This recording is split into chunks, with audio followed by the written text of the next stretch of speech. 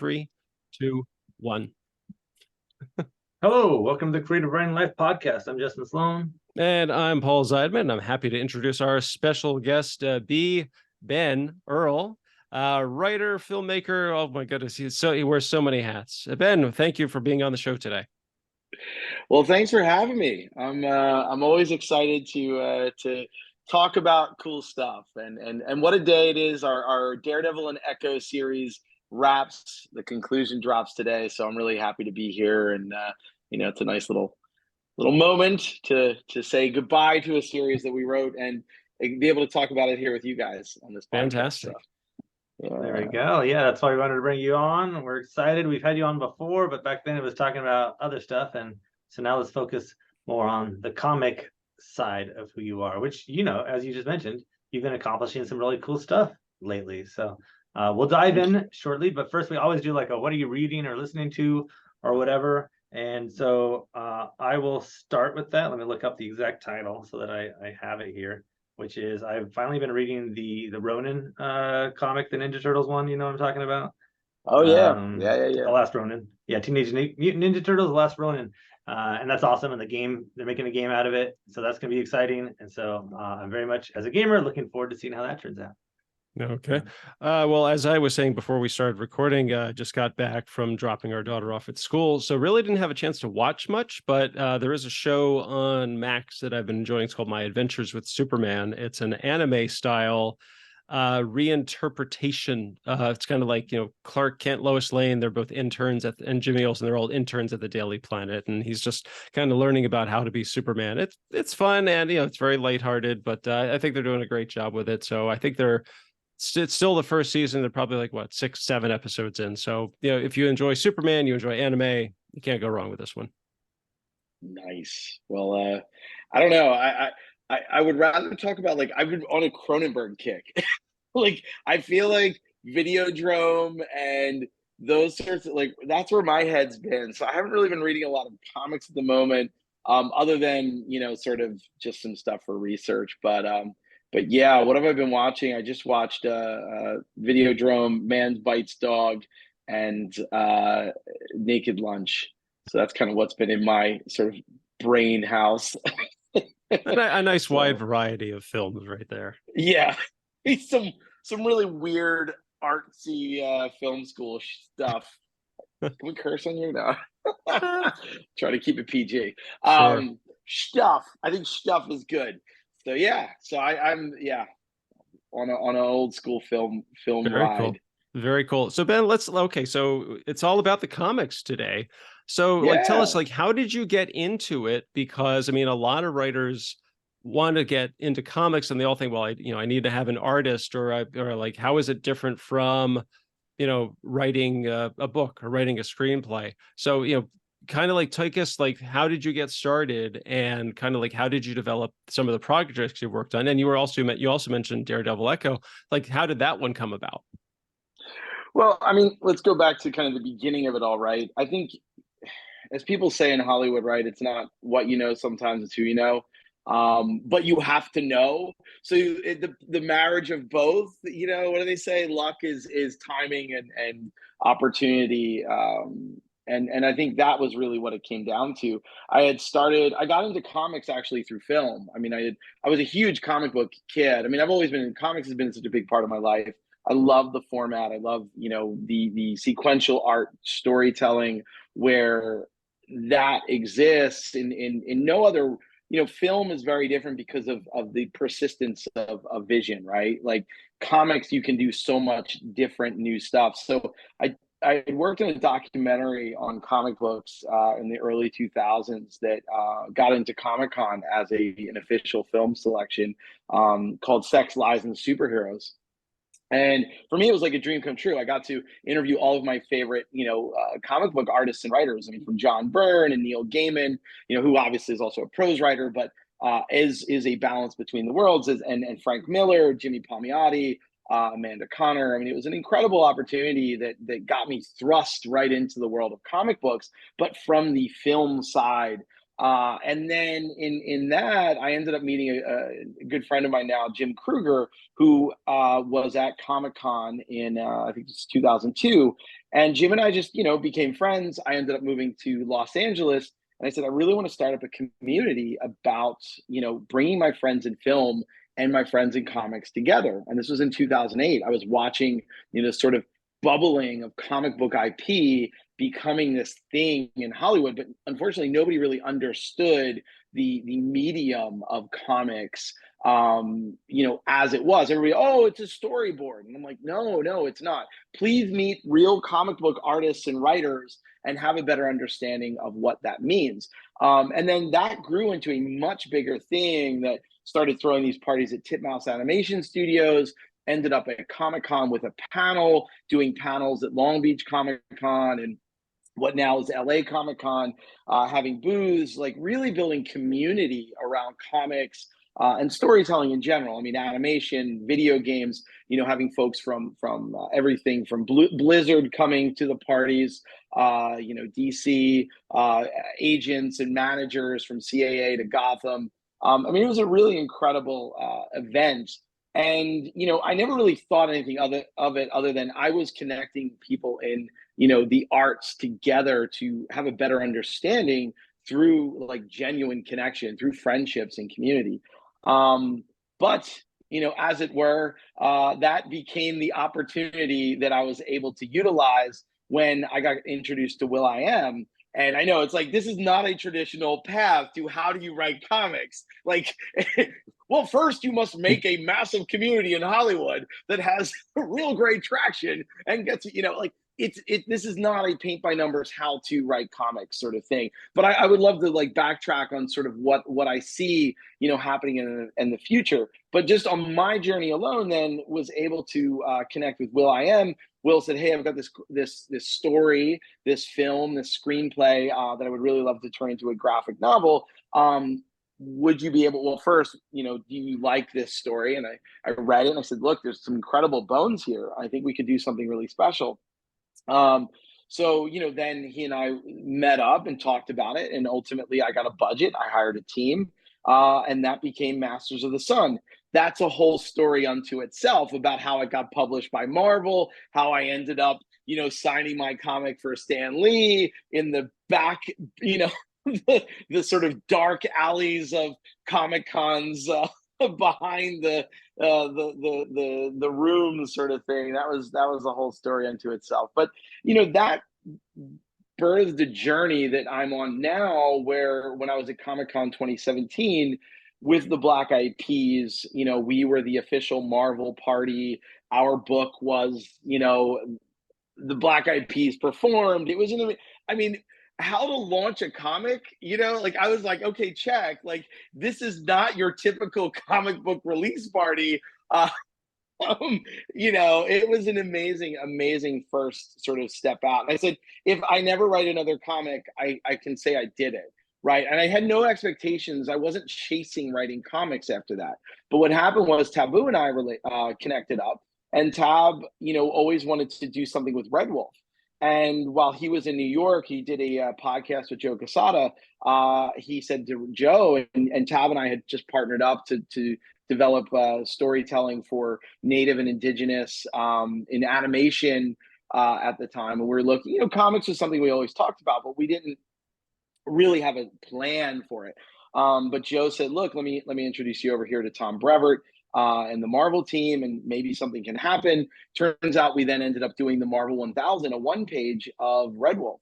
And okay, cool. Oh my goodness, Marvel 1000, like check. Okay, if I never write another comic again, cool. 3 months later, we get a call from the editor, Jake Thomas, and Jake says, hey, do you guys want to do a Werewolf by Night series? Brand new character, you get to make up Werewolf by Night, Native American character, and you get 4 issues to tell the story. And we want Red Wolf in it and blah, blah, blah. I was like, wow, cool. Okay, so pen that. But of course, the pandemic hit in the middle of it, and we got furloughed. And it was like, we don't know if this book, there's a lot of books getting canceled. We don't know if this is one of those, like, it's a smaller title. We don't know if, it's going to go. But ultimately it did. And they gave us that series, and that came out and did relatively well for being a, kind of dusted off older series that, didn't have the original character in it. I mean, it was pretty much all brand new characters other than Red Wolf, right? So that started that journey of, okay, we get a phone call. CB's like, hey, do you guys want to do something with Kashala? Sure, why not? Of course, we're never going to say no. So basically, it's literally been Marvel saying, hey, do you want to do this? And us saying yes. Spider-Man was an interesting one because it was like, hey, we want you to do a bigger title. We really love what you're doing right now. And Tab and I were like, hey, it'd be really cool to do like a Miles Morales story. Ultimately, that didn't pan out because there was just a lot of things happening at the Marvel Universe at the time. So, and it was also like, okay, Peter Parker, New York, let's bring Peter Parker to LA. Let's do it in Pasadena. That's where Taboo's from. I'm in Toluca, I'm like nearby. Like, so it was like, let's make an LA story, right? And that gave us our Peter Parker Deadly Spider-Man story. So we have the Deadly Neighborhood Spider-Man, got to introduce a brand new Spider character, Dream Spider. And in the midst of that, our editor on the book, or one of our editors, Nick Lowe and Devin Lewis, Devin, gives a call, and Devin says, hey, Ben, we want to do another book with you guys, and we got a character. We're going to give you Daredevil. You and Tab are going to get Daredevil, and we want to do an Echo Daredevil story. What do you got? We need a new monster. Like, that was pretty much the parameters.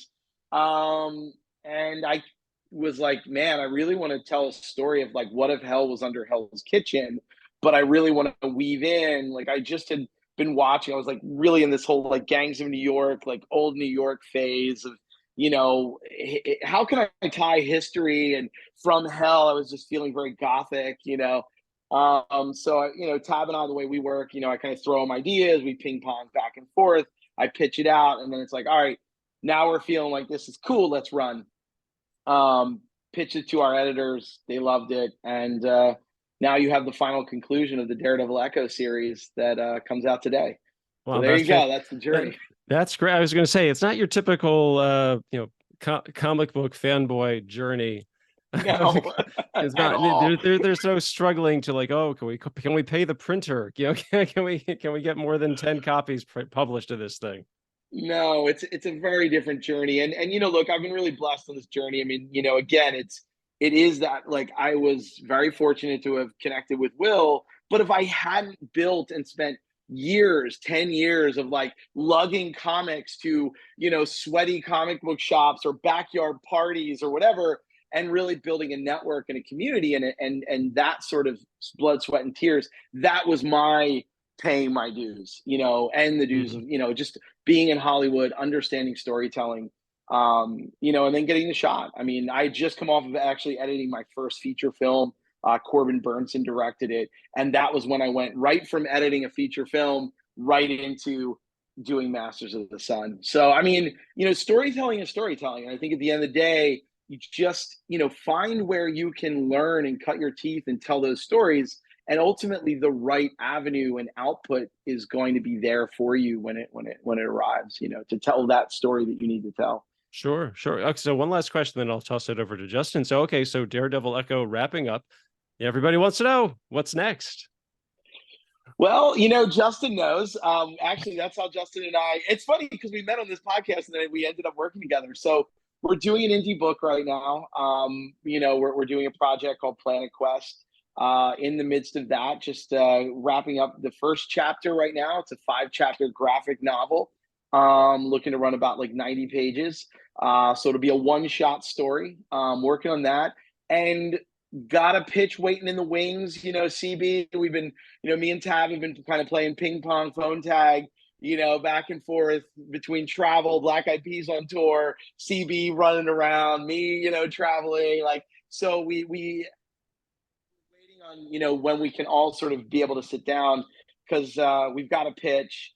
I can't say much more than that, but a pitch for a story that'll connect a few of the characters that we have worked with in the past, tie in some elements that we've been playing with, as well as continue thematically in our vein of, kind of horror storytelling, that 80s, 90s, Nightmare on Elm Street, meets The Omen, whatever, like that, those kinds of things, some really dark stuff. Tab and I are kids of horror. We love the Carpenters, we love the Cravens of the world, and of course the Cronenbergs and the Lynches. So like I like to we like to marinate all these things and put them in a big stew. So that's one of the projects. I've actually got a couple other indie books that I'm working on that are some fun pitches. And I don't want to talk too much about those at the moment,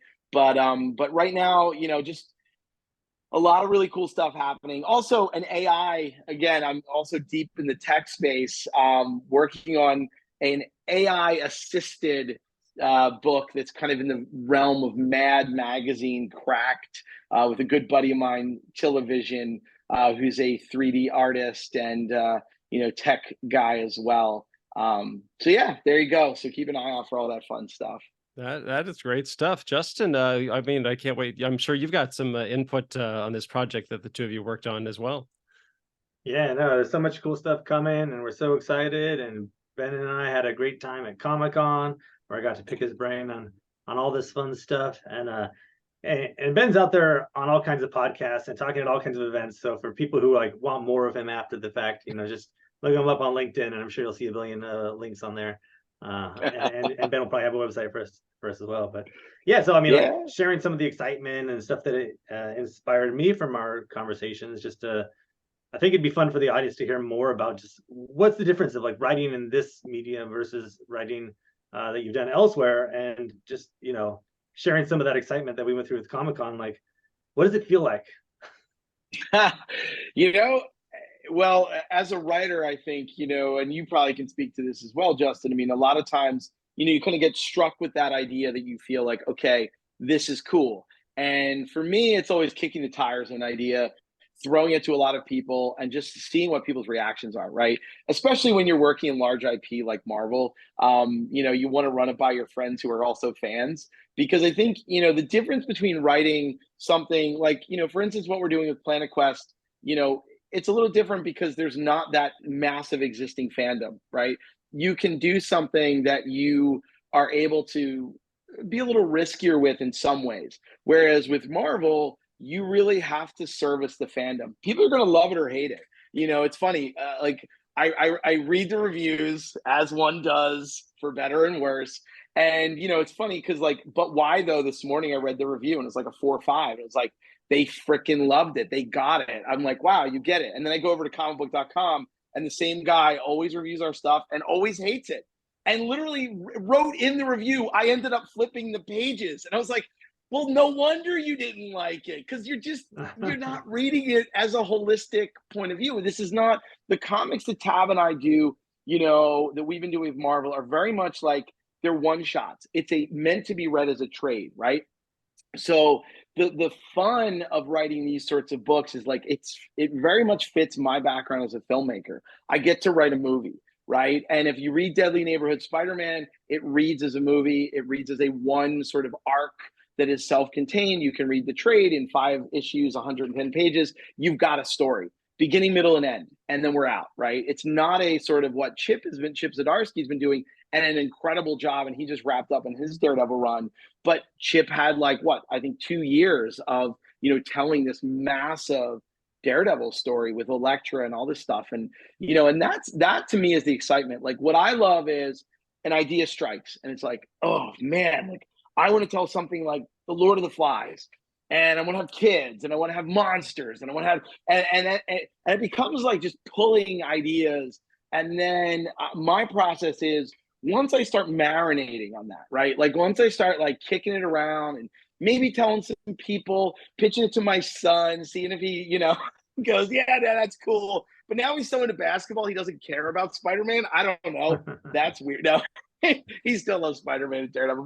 But it's fun to kind of like ping pong on those ideas, and then I go to one sheet, right? And my process is I take all that and I synthesize it into a 1-page that basically leaves you as a hanger at the end of the 1 page, but sets you up for what the arc can be. Because I always like to leave it open-ended. I don't like coming in and building, a fundamentally, what I would say flawed house, because I'm building it without any other input, because writing comics is a team effort. It always is a team effort. whether it's obviously your editor, your artist, in my case too, with Taboo, having a creative partner who, obviously has ideas, and you want to make sure that it feels cohesive, that you both think it's cool, right? So that's always the process for me in particular. If you are an artist or a writer that works with, one other person, everyone's process is different. But I come up with that one page. I write like an opening scene. I always like my first 5 pages to kind of sting right off the bat, right? So then you get thrown right into the comic and you're like, we're running, there's monsters, there's this, whatever, Spider-Man swinging across the deadly neighborhood, Daredevil swinging across New York. There's a lot of swinging involved usually, or flying or something cool, some big, grand, epic moment. And then we go macro and then we get granular, right? That's how I always like to do it. Very big picture, come into it. Now we're getting into the microcosm of this world, these characters. Now I like to drop a character moment. Then I like to put my hook in. Once you've got the hook, now on my one page, it's like, okay, where does that hook take us? And at the end, I like to leave a little bit of a sort of a banger of, this is where we're going. It's very open-ended. And then that's what I present to the team to see, or to CV or in a pitch. And that's how I work with the Marvel side, but that's kind of in general how I work with any collaborative partner, and I like to kind of give, hey, this is where my head is. This is something fun and exciting. Obviously we're not, we're writing fun, exciting stuff, like it's got to sing, it's got to have adventure and action. And then building from there. And then, my writing process is a whole very different thing than, I can get into how I break it and but that to me is the key. Get excited, figure out what your hook is, write it into one page, and now you have something to share with people. Because the biggest thing is getting it out of your freaking head. Like, we keep, and when you have something and taking a cool piece of art, whether it's from Pinterest or now you've got amazing tools like Midjourney or Stable Diffusion to spin up some really cool, just like dreamed up out of your head artwork, whether you're blending images together or creating something completely from a generative text and then putting that in your one sheet. And that's what I do now. Like, that's how I like to give you some sort of feel of an image, that sits behind the text, and then you get to kind of immerse yourself. So that's what gets me stoked. Sure. Awesome. Yeah, we're not talking too much about the Planet Quest stuff because no, we're not hiding B Earl. They haven't done like official announcements and stuff yet, so I imagine we'll have to wait, and then maybe when that happens, we'll do an everything Planet Quest episode. What's that, Ben? I said I would love that. I'm so excited about Planet Quest because I've been holding off on really diving into the 5th chapter because working with an artist, I always like to sort of go hand in hand as we develop chapter by chapter, because a lot of times artists have great ideas. Your colorist has great ideas. Sometimes even your letterer has incredible ideas. And I think, the more that you can make it feel like it's a collaborative process, there's ownership across the team. That I think is a great incentive when you're really doing a comic book versus doing a novel. When you're doing a novel, it's really you and, your editor and maybe other collaborators. But comics are very much about a team effort, and it is like directing a film. You're coming in as a director. This is the vision. But hey, that PA might have an incredible idea, and that idea, any great idea, should be heard. And I think that's, very important. So anyway, I'm very excited about Planet Quest because chapter 5, after all the first work on chapter 1, I just got chapter 5 out of my head, and I can't wait to see it. So exciting times.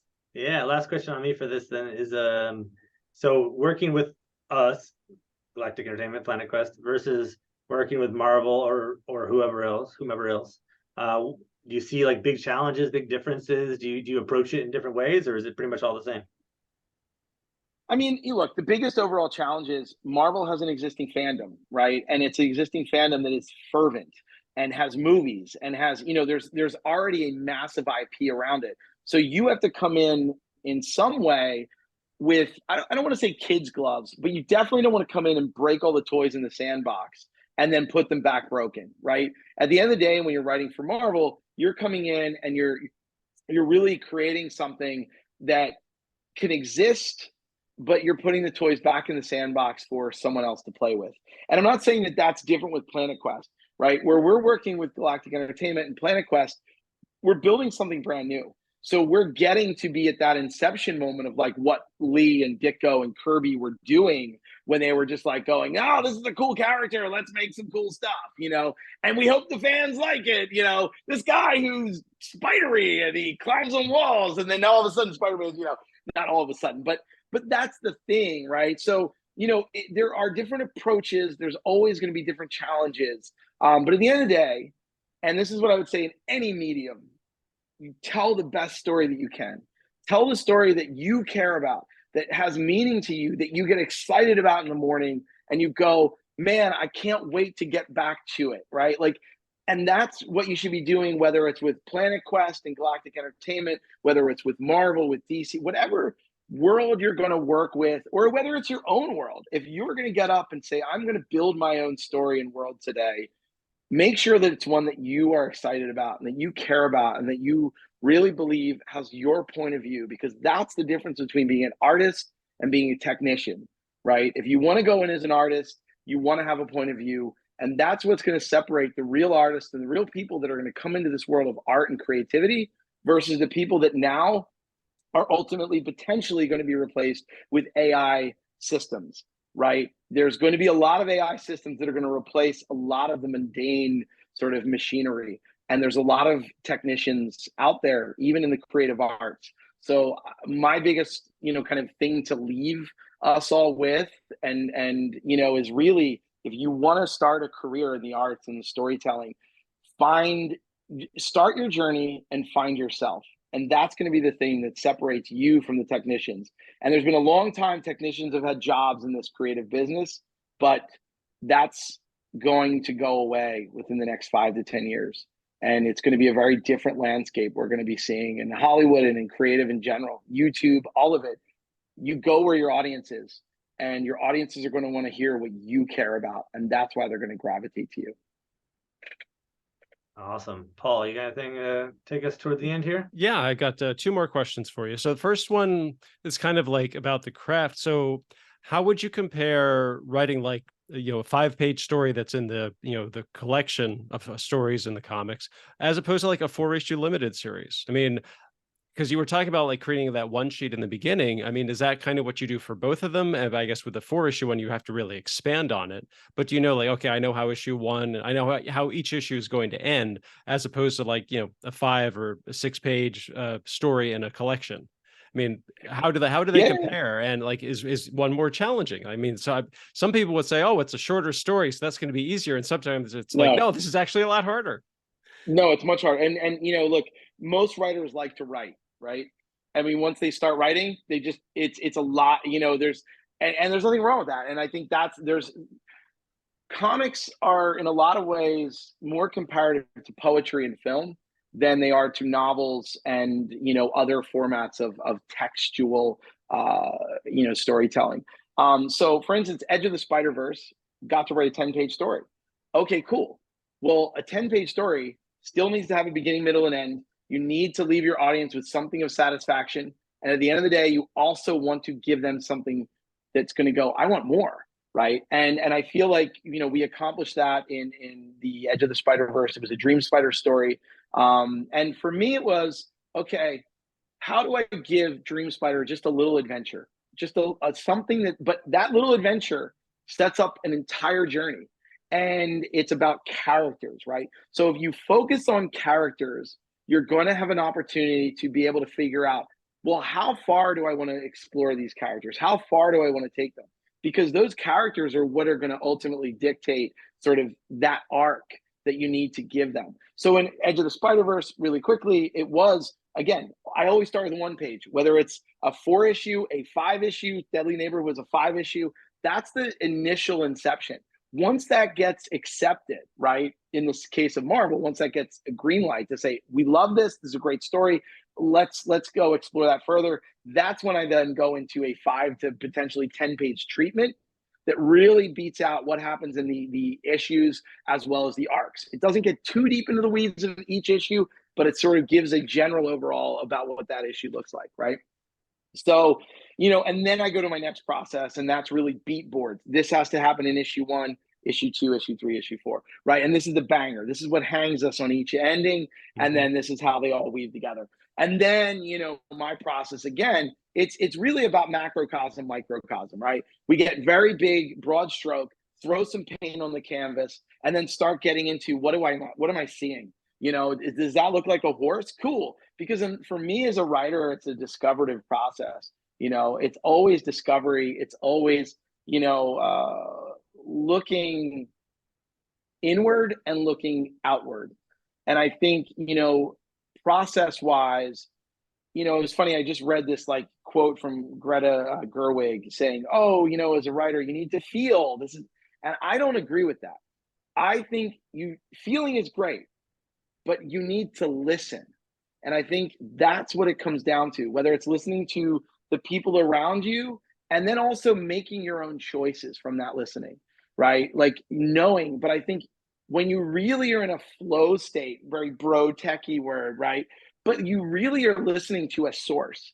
And I can, that's a whole other esoteric journey about consciousness and everything like that. And, I think people are, looking to explore what does consciousness mean? But I think, for us as a collective of humans, we're always tapping into something a little bit bigger. And as artists, you're really, kind of opening your mind in a way that not the everyday person does. And that's where your training comes from. That's where your everyday, your 10,000 hours, it's not sitting there and just constantly writing and just, putting stuff out, right? You're not listening. And I think that key, you can listen and then you can communicate it in a way that is, one, the brevity of the one page saying, this is exciting. This is what I just listened to. I heard this. I saw this. I visioned this, right? And now I want to get into it. Now I just saw the trailer. Well, what does that look like? Let's get a little deeper. So that's kind of my sort of creative process. It's kind of very macro, big, broad strokes, because you got to get something out, and then getting into the weeds of it. And never letting yourself get in your own way. That is the worst thing, because, we all do it. I do it. You become your own worst enemy when you start editing yourself to death and overthinking things. Like, learn to just trust your instincts, trust your gut, put it out there, and that's the magic of storytelling.